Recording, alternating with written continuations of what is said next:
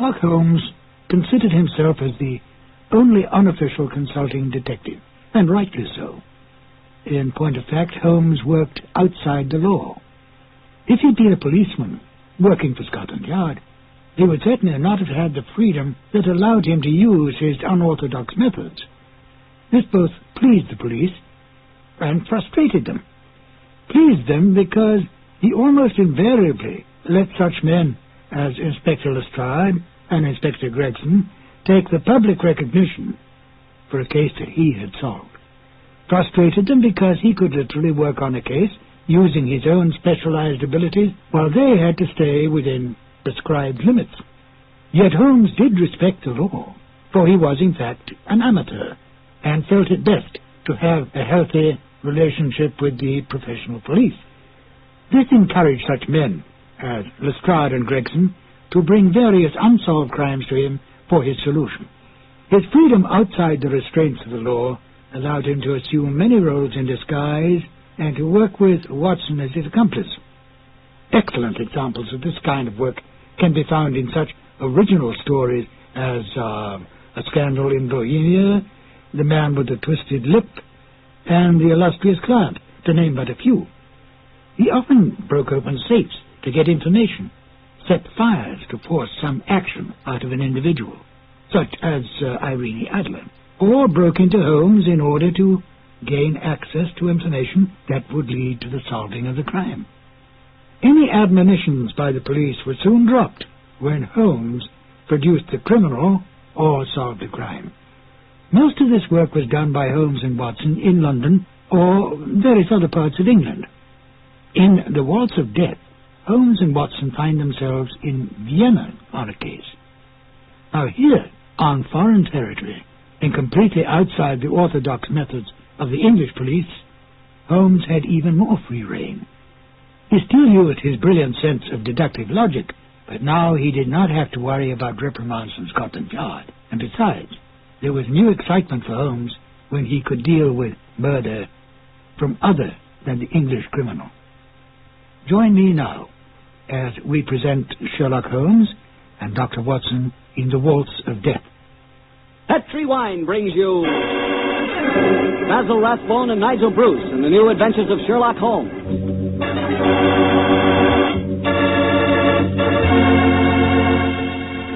The Petri family, the family that took time to bring you good wine, invite you to listen to Dr. Watson as he tells you another exciting adventure he shared with his old friend, that master detective, Sherlock Holmes.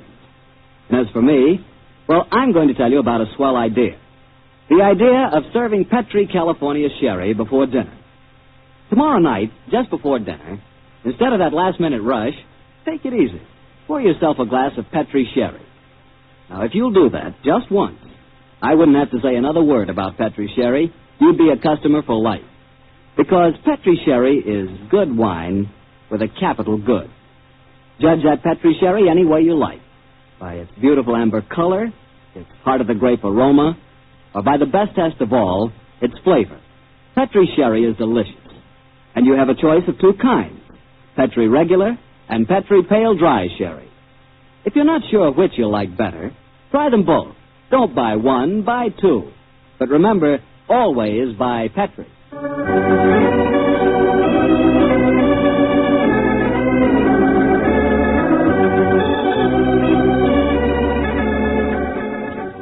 And now I'm sure our good friend Dr. Watson's expecting us. Let's go in and join him. Good evening, Dr. Watson. Good evening, Mr. Bartell.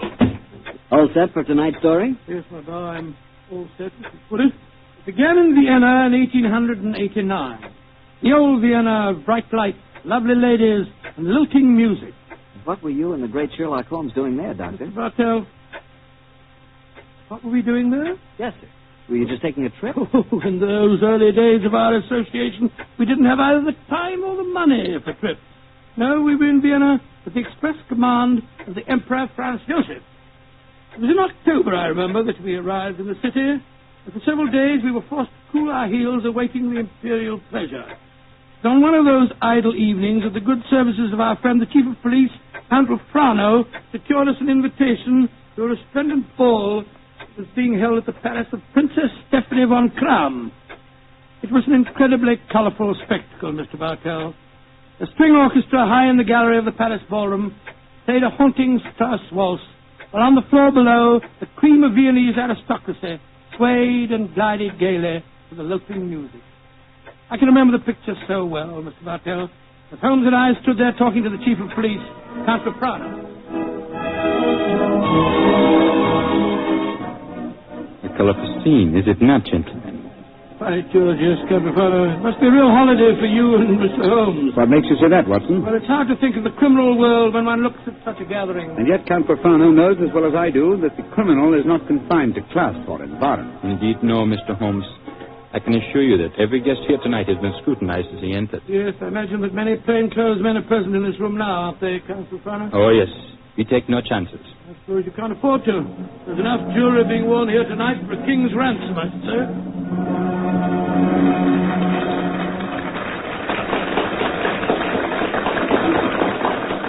The waltz is finished. Now I can present you to our hostess, Princess von Kamp.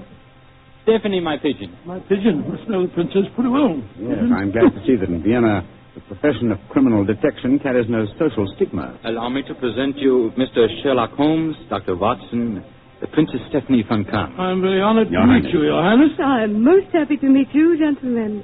Permit me to introduce my protege, Janos Horvat, the Hungarian composer. This ball tonight, Mr. Holmes, will mark a rare occasion. A signal honor is to be conferred on Herr Horvath and myself before tonight is through. The next waltz is a new composition of his. Tonight will be its debut. Indeed, how very interesting. It is a great honor the princess has conferred on me. A new composition could not possibly be presented under more auspicious circumstances. Count Caprano, you spoke of an honor in connection with yourself. Yeah, tell them our secret, Stephanie. No, I will tell them myself, Anatole.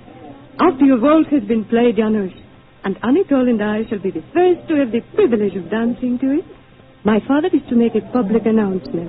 He is to announce my engagement to Count Anatole Urefano. Oh, indeed, my congratulations to you both. Lucky fellow.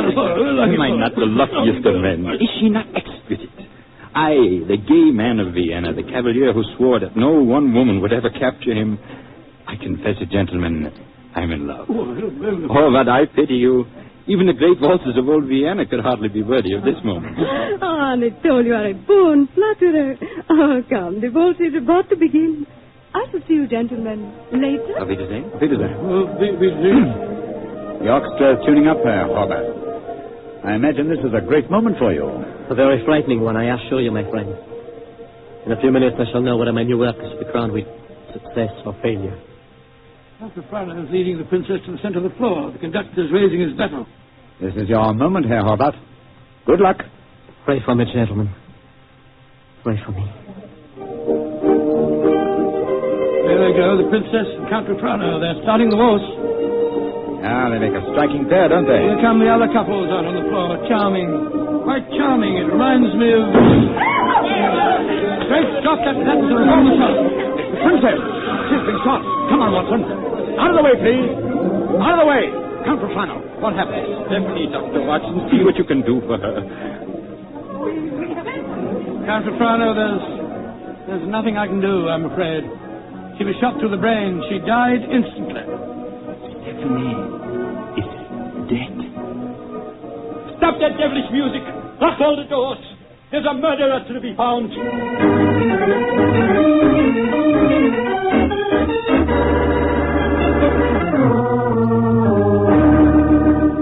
Count Perfano, have you found any clues? One of my men found a revolver. It had been thrust into the earth of a potted palm. May I see it, please? Of course, here. Rammed into the soft earth. Confound it. Count Perfano, your fiancée was an extremely beautiful woman. You must have had rivals. Yes, several, but none of them are present tonight. Who will inherit her estate? The 6-month-old nephew. Who's his guardian? The Emperor Franz Joseph himself. No, Mr. Holmes. I know of no obvious motive for someone wishing poor Stephanie dead. Well, perhaps it was a political crime. She was a wealthy aristocrat and a very prominent one. Yes, it's very possible. Many nihilist assassins have been active in my country recently. Meanwhile, we have a ballroom full of suspects waiting for us. So I was just going to suggest we went back there. We can't find out very much by staying here in the library. It's a delicate matter. Almost everyone present tonight is known to me personally. May I suggest that you go back to the ballroom and have the male guests file past you? Detained for questioning anyone whose evening clothes do not fit perfectly. Clothes don't fit? What's the cut of a man's clothes got to do with this? Anyone invited to such a ball as this would naturally have his own tailor. I think, Count Profano, if you found a man who had to hire his costume, he might be an impostor and may well prove to be your assassin.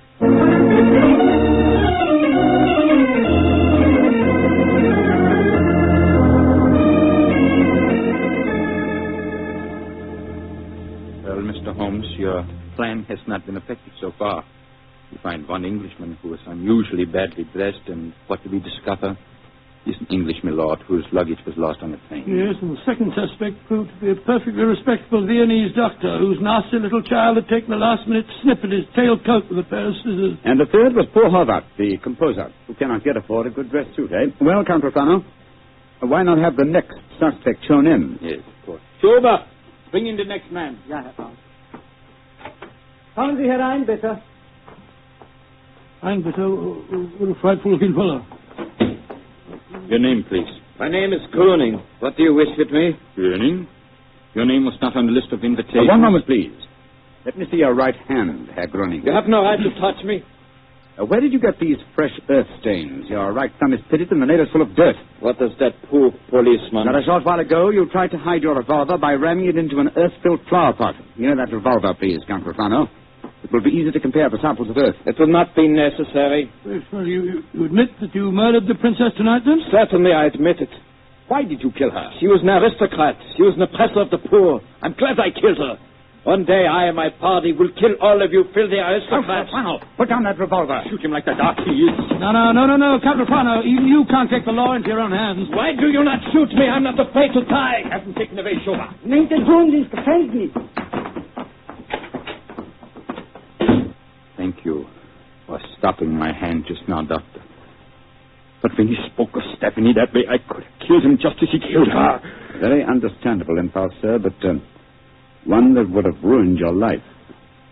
My life? Now that she is dead, my life is empty. What right do love and beauty have to exist in a world that no longer holds Stephanie? She was all light and life, loveliness. And now that I am hardly displaying my Viennese blood, am I? The murder is caught, thanks to you, Mr. Holmes, and my life, such as it is, must go on. Somehow. That's how the story began, Mr. Bartell. Began? It sounds like the end of the story to me, Doctor. Far from it, my boy. The next day, Holmes and I had our interview with His Imperial Majesty and learned the nature of the services expected of us. Services that required our leaving the city. And that's why, my boy, we were gone from Vienna for some weeks. We didn't know that during our absence, Herr Holbert's waltz, which had had such a tragic debut, was beginning to make a sort of morbid... The Horvath Waltz. We have had many requests for it. Gladly, we will play it, Herr Baron.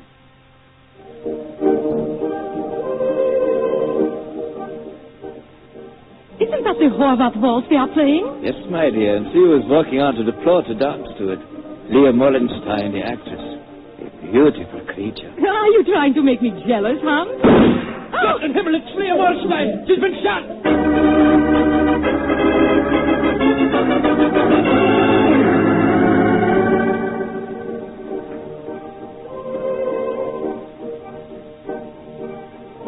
A new ballet, and to the music of the Horvath Waltz. Magnificent. Never has Krasnova danced better.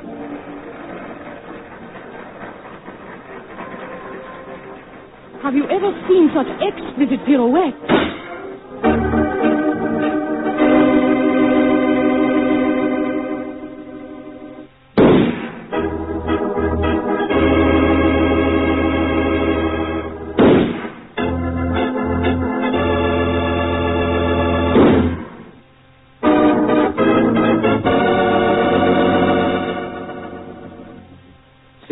In 4 weeks, Schober. All beautiful women and all killed to the music of the Horvath Waltz. There's a homicidal madman at watch in Vienna. There's only one thing to be done. We must forbid absolutely the playing of that waltz by imperial decree. Yeah, all of this, Mr. Bartell, until we return to Vienna. And then, I suppose, Sherlock Holmes was drawn into the case again, Doctor. Yes, my boy. Holmes immediately made a close study of the newspaper reports on the tragedies, and it was with great difficulty that I tore him away from his investigations to attend the reception at which the Emperor was to thank us for our services on the mission that we just completed. As we arrived at the Imperial Palace, almost the first person we ran into was the Hungarian composer, Janos. Dr. Watson, you have heard of the tragedies connected with my waltz? Yes, we have indeed, sir. We have I was indeed. making a close study of the newspaper reports on them just before I came here. You must do something, Mr. Holmes. People will hardly listen to other music. They want my waltz. But that is forbidden. I'm losing a reputation and a fortune while that waltz remains unplayed. Or perhaps, Herr Horvath, you are laying an excellent foundation for a later reputation and fortune. What do you mean? All this publicity, however distasteful to you at the moment, must in the long run prove invaluable. Ah, there you are, my dear Count Rufano. Mr. Holmes, Dr. Watson, I'm glad to see you back in Vienna. You've heard of the murders? Yes, Count, we were just discussing them. I need your help again, my good friend. For over a month now, the murder has been at large, and I cannot seem to get on the trail. But I'm grooming the first killer. What have you done with him? Released him. What? Released him? Great Scott, why? At the hearing, it was obvious the man was an egomaniac. He boasted of the murder of Stephanie, apparently out of pure vanity. The liberal newspaper editors made quite an issue of the case. They got pressure to bear, and we had to let him go. Confound it. I wish I hadn't left Vienna. Well, if the fellow is at large again, Count Rufano, it's pretty obvious that he's the murderer of the other women, too. On the contrary, Doctor, he was in prison until yesterday. The last of the murders was committed 3 days ago. Oh, here comes His Imperial Highness Franz Joseph. Good evening, gentlemen. Your Highness. Well, I see we have very distinguished company tonight. Not only is the masterful Sherlock Holmes and his colleague, Dr. Watson, are English friends that we are honoring, but I see that we have a distinguished representative from our Hungarian Empire, Janos Horvath. A worthy successor, I'm told, is a breed of composers for whom Vienna is famous. Your Imperial Highness is most kind. There's a pipe organ in here. It's in excellent condition, I am told. Will you not play as one of your compositions, Herr Horvath? I shall be most honored, Your Highness. Sit down, gentlemen, sit down. Thank you. What shall I play, Your Imperial Highness? Anything you wish, young man. Anything you wish. Thank you, Your Highness. With your permission, I choose to play... Great heavens! He's playing the death waltz. On your guard, Watson. Even in the Imperial Palace itself, this twirling tune may invoke murder.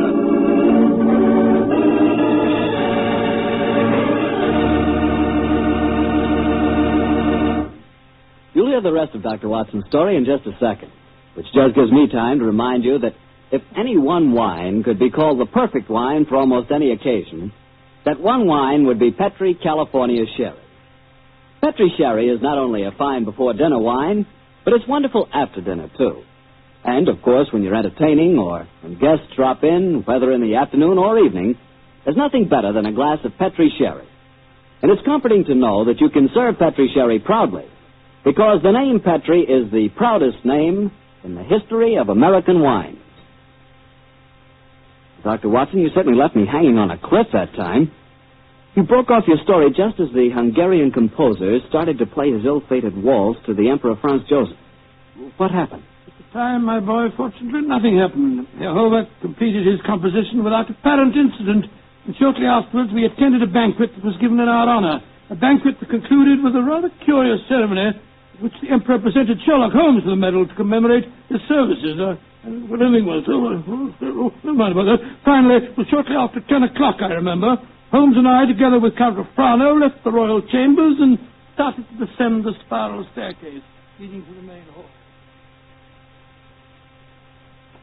You were greatly honored tonight, Mr. Holmes. I've only known His Imperial Highness to make 3 such presentations before, and they were all to my own countrymen. He might have made another while he was about Please, Watson, please. Oh, The Emperor was most kind. I can't help feeling that he over-evaluated my services. You're being unusually modest, Holmes. Perhaps because I feel that my visit here is incomplete until I've solved the death waltz murders. I hope you'll be able to stay in Vienna long enough to do that.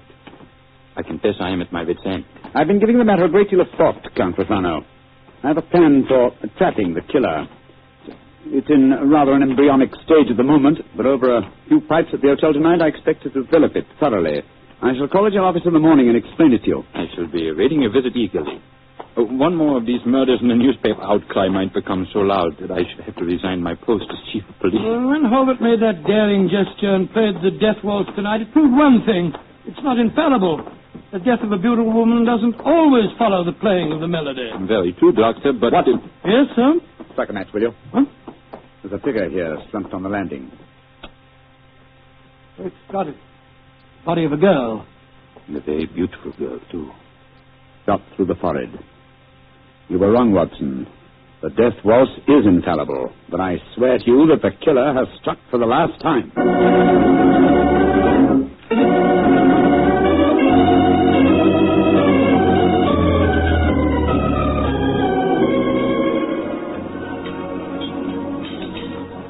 Ah, there you are, my dear Counsel Farnow. Yes, I followed the instructions you gave me this morning, Mr. Holmes. Chainbaum's is at the moment the smartest restaurant in Vienna. I've reserved the best table for you, and I've invited the guests that you named. A strangely assorted couple, I must say. Janos Horvath's composer and that grinning fellow, the one that admitted shooting your fiancée, Count Rufano. As much as I could do to keep my hands off him when he arrived here, Doctor. But Mr. Holmes insisted that I ask him. Just the same, I wish you would tell me his plan. I'm completely in the dark. If you're in the dark, I can sympathize with you, Count Rufano. Holmes never tells me a thing either. Let's turn our guest, shall we? In a very few minutes, I'm sure that my plan will be perfectly apparent. Good evening, Herr Horvath. Oh, good evening, Mr. Holmes. Dr. Watson. How do you do, Herr Holmes? And how are you tonight, Herr Gröning? Angry at having to come here against my will. My party does not approve of these aristocratic, padded pigsties. But Count Refrano informed me that if I did not come here tonight, I could expect to find myself back in prison.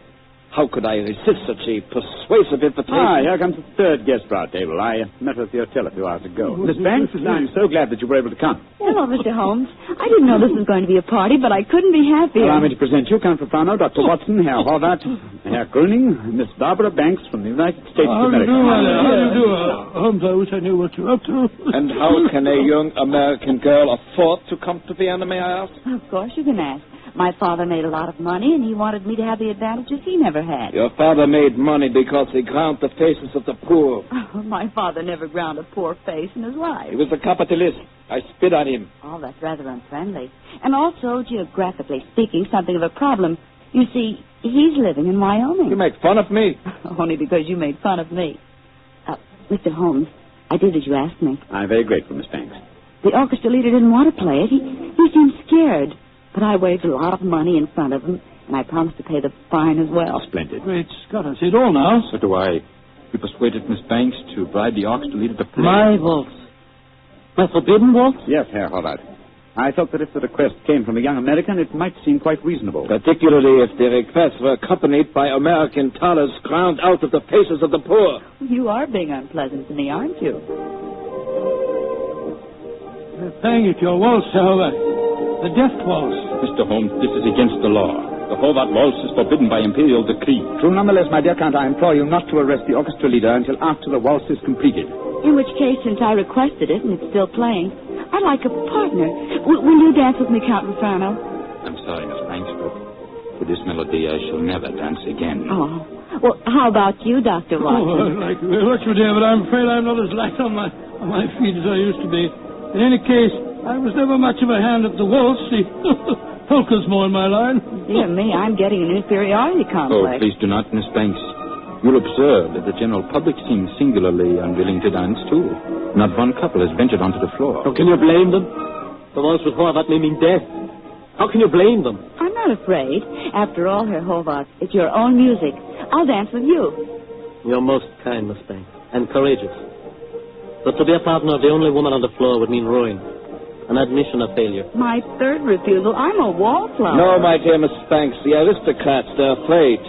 But I, plain, simple Gröning, I will dance with you, Miss Millions. Oh, bless you, Herr Gröning.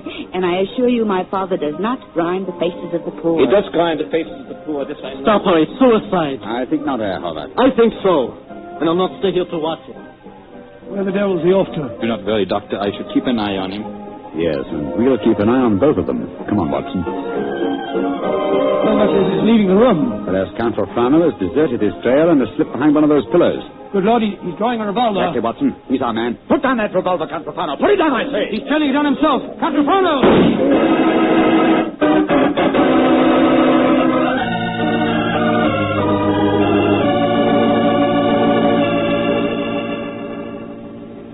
I still can't believe it, Holmes. Not the fact that Count Profano blew his brains out, but the fact that he was a murderer. Yes, I was slow to believe it too, old chap, and I blame myself in consequence.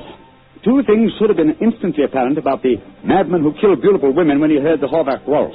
Firstly, he must have had some motivation which drove him to such an act. Secondly, he must have carried a revolver with him at all times, since he was invariably armed when the occasion presented itself. Exactly, and that factor made me think of the police official. Then, of course, I saw Profano's motivation. He loved the Princess Stephanie dearly.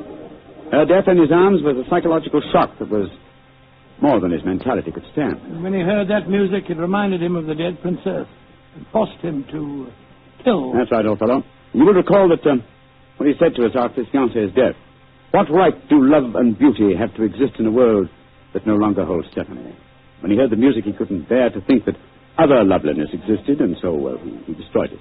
But who killed the Princess Stephanie? The man who was first arrested for it, Herr Gröning. He admitted it. After a little persuasion, when the police arrived, taken back to prison in the carriage that just took Count Profano's body. It's shocking to think that 7 innocent women have been murdered before this case was solved. Yes, a fact that will be a constant reproach to me, I assure you. Oh, I didn't mean that, my dear fellow. We weren't even in Vienna when 5 of the killings took place. Hello. Here comes Miss Banks. Mr. Holmes, what happened to that funny little man who danced with me? Herr Gröning?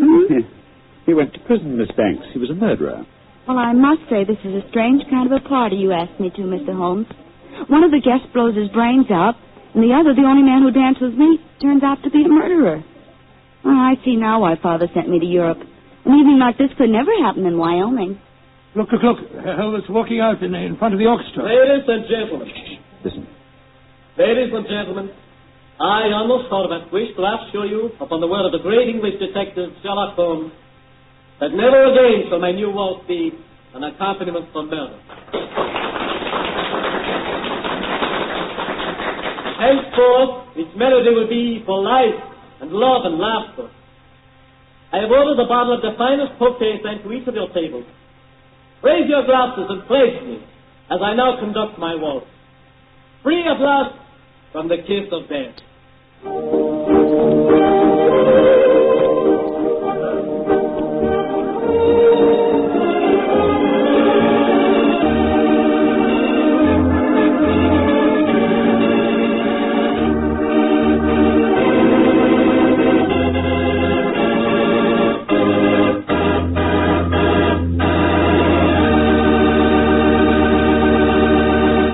Say, Doctor, I really like that story. That was a baffler. Yes, wasn't it? A highly placed police official is the last person in the world you'd think guilty of murder. I must confess I wasn't of so much help to Holmes in solving that case. Oh, don't let that worry you, Doctor. After all, Holmes almost missed solving it himself. Oh, thank you, my boy. Nice of you, thank you. But it certainly was one of the most interesting cases that I was ever connected with. I know what you mean. You know, I came across quite an interesting case myself the other day. Oh, you don't say where? Right in my own house. Oh, that's interesting. Well, what kind of case? Sherry. Oh, good gracious me, Sherry. That's right, a case of Petri, California sherry. You see, I buy it by the case, Doctor, because that Petri wine is really extraordinary. But all Petri wine is unusual wine, unusually good, because the Petri family has been making wine for generations. Because this is so, and because the Petri business has been owned and operated by the Petri family ever since its beginning, and is today the largest independent family-owned wine company in America, naturally the name Petri on a bottle of wine is more than a trademark. It's the personal assurance of the Petri family that every drop of wine in that bottle is good wine. Naturally good wine because Petri took time to bring you good wine.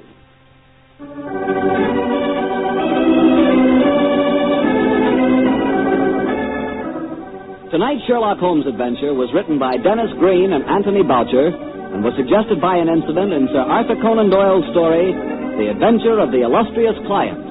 Music is by Dean Fostler. Mr. Rathbone appears through the courtesy of Metro-Goldwyn-Mayer and Mr. Bruce through the courtesy of Universal Pictures, where they are now starring in the Sherlock Holmes series.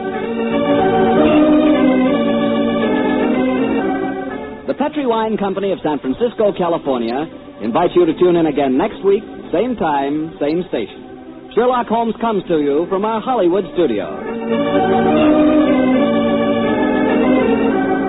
This is Harry Bartell saying goodnight for the Petrie family. This is the world's largest network, the Mutual Broadcasting System. At first, when Herr Gruning confessed to the killing of the Princess von Kran, I didn't believe it.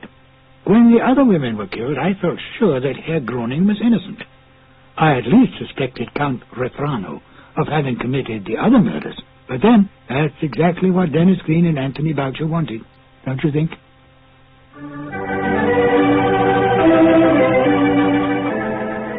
The two episodes you have just heard, The Out-of-Date Murder and The Waltz of Death, are part of the new adventures of Sherlock Holmes, starring Basil Rathbone and Nigel Bruce, and are a 1988 copyrighted production of 221A Baker Street Associates. The Sherlock Holmes stories and the characters of Sherlock Holmes and Dr. John H. Watson were created by Sir Arthur Conan Doyle and are used with the kind permission of Dame Jean Conan Doyle. This is Ben Wright. Won't you join me again soon for more new adventures of Sherlock Holmes? Thank you for listening.